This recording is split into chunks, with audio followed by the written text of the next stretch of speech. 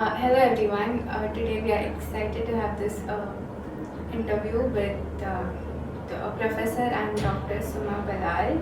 She is a Deputy Registrar at Nitte University and also Chief Coordinator in HDG cell. Good morning. Good morning. How are you doing? Doing fine. So, first question to you is, what is the significance of sustainable development goals? If you see the amount of climate change that is happening today in this earth, it is massive. But the sad thing is that most of the people are not aware about this climate change. Lot of talk goes on about climate change, global warming and things like that.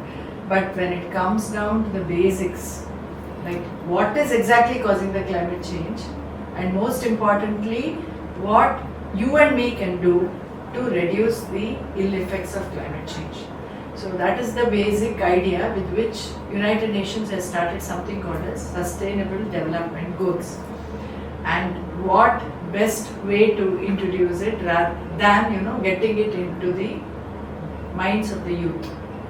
So that is why they have started something called as an SDG cell in every university.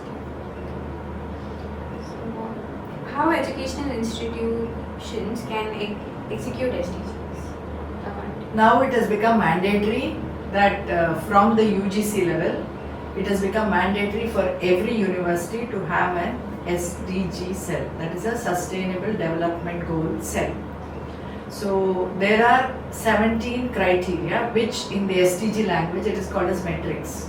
So there are 17 metrics like no poverty, no hunger, gender equality and life on land, life underwater and so on and so forth, economic development, and there are 17 goals which has been set. And it is mandatory that in every educational, not institution, in the university, to have a representative from the university for each metric. And there are certain indicators for each metric. Like if you take gender, equity and equality, there are some 5 indicators. Under the indicators you have sub-indicators. So that will exactly tell us what are the kind of programs we have to do in order to reach towards that goal. So based at the end of every year, that is from January to December, we have to upload the activities related to the particular metric, and this is an overall assessment, and we are given something called as Times Now ranking at the university level. So in a way it is made competitive so that the work gets done. At the same time you are motivated to be somewhere at the top of these rankings. What is Nitte Climate Action Program? How keen is Nitte DU to implement it? Yeah, this Nitte Climate Action Program, in short we have termed it as NCAP. So this was started last year and we as of now have kept it as a 5-year goal. So NCAP 23 to NCAP 28. What we basically do is we are targeting the school children. So school children from 6th standard onwards, we have 2 categories, juniors and seniors. And this year we have selected 103 schools from Mangalore North. Okay, so this includes government schools, unaided schools, aided schools and private schools, both English and Kannada medium. And what we have done is we have put them in clusters depending upon the areas. And from the 7th of November 2024 up to the 18th of November, we are covering 103 schools up to 13,000 school children. So our SDG coordinators, they are 34 in number, along with a set of volunteers, maybe numbering around 15.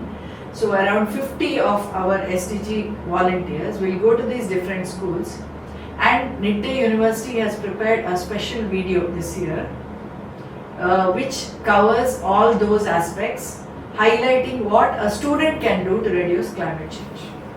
So in 3 aspects, basically at home, in the school and in the surroundings.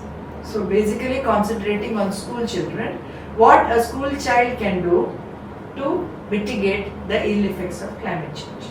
So Nitte University is very keen and they have completely sponsored this 10-day program so that we can spread the word to about 13,000 school students.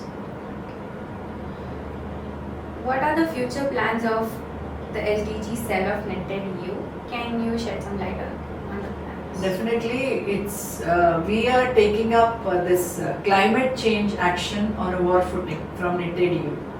So to start with this, we are working towards doing small changes in our university, and as you may be aware, Nitte University gives a lot of importance to green cover.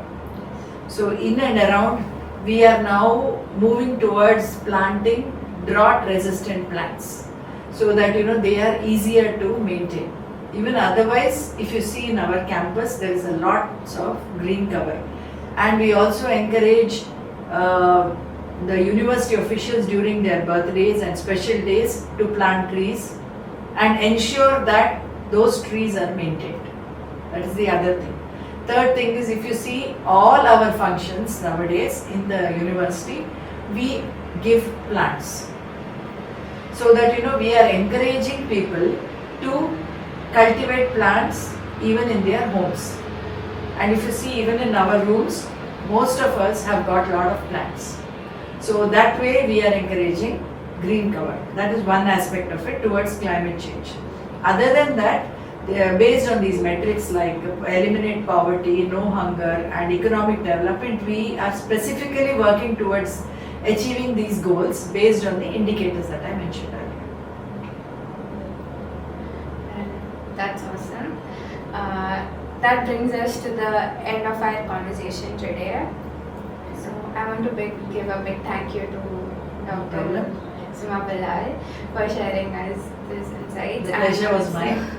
And also your time. Well, to our wonderful audience, please stay tuned for more videos like this. Thank you. Namaskar. Thank you, ma'am. Jai Hind.